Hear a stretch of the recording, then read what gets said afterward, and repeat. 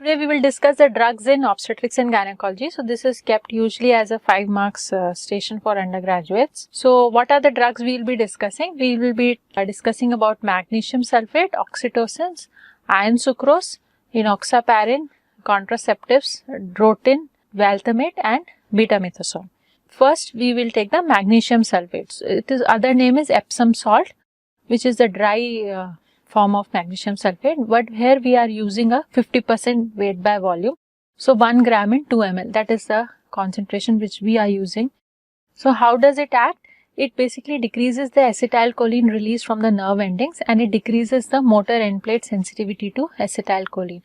Then it blocks the calcium channels, causes vasodilation, increases cerebral, renal and uterine blood flow, and it decreases the intracranial edema. So that means it can be used for the cerebral edema in an comatose patient. It can also lower the blood pressure, okay, because it causes vasodilation and because it blocks the calcium channel and decreases the transmission of activity at the motor end plate.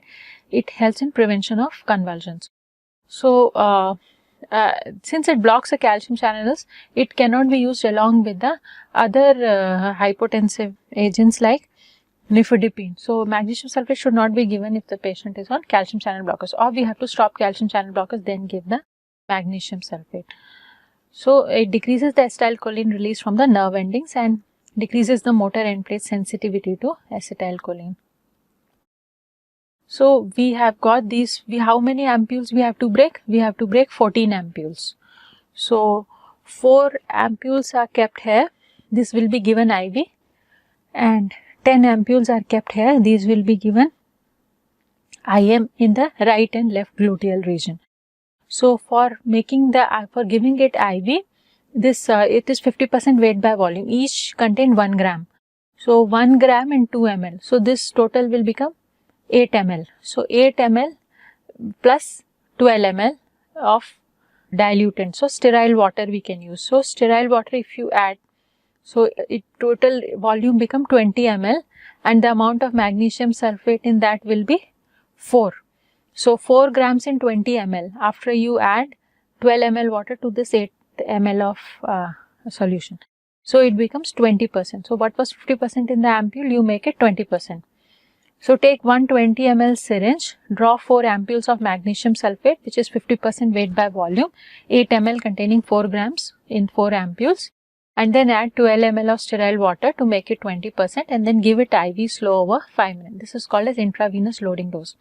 Now loading dose also has an intramuscular injection of which is take 220 ml sterile syringe, 5 ampules. So 10 ml will contain 5 gram. And then 1 ml 2% lignocaine can be added and given deep IM in each gluteal region. Now if convulsions are recurring, we can give 2 grams of magnesium sulfate over a period of 5 minutes again. So this 2 grams can be given IV.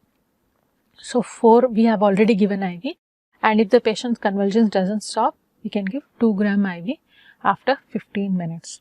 And take 1 10 ml sterile syringe, draw 2 ampules and 50% into the syringe and give IV slowly over a period of 5 minutes.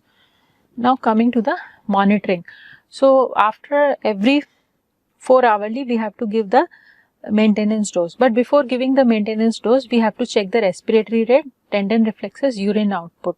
So respiratory rate should be at least 16, patellar reflex must be present and urine output must be 30 cc per hour over a period of 4 hours. So if the respiratory rate is less than 16 or patellar reflex is absent or urine output less than 30 cc per hour over the preceding 4 hours, withhold magnesium sulfate and give IV fluids and monitor for development of pulmonary edema and keep the antidote ready because these are the signs of toxicity.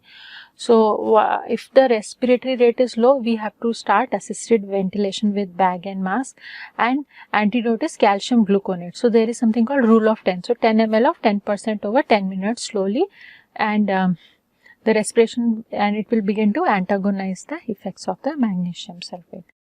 So magnesium sulfate, coming to the we are still there in the loading dose. So tourniquet means we have to tie a cuff around the arm, 20 ml syringe with IV needle, alcohol swabs we need, examination gloves, sterile water, lignocaine, and so all these things are required.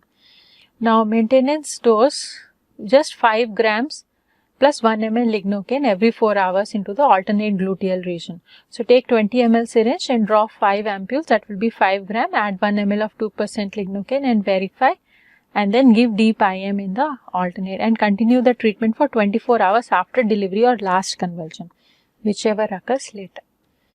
Now to monitor, we need a reflex hammer to check the patellar reflex. Okay, we need a calcium gluconate in that eclampsia tray, we need lignocaine, we need magnesium sulfate ampules, we need 20 ml syringe with IM needle, IV needle and swabs and examination pair.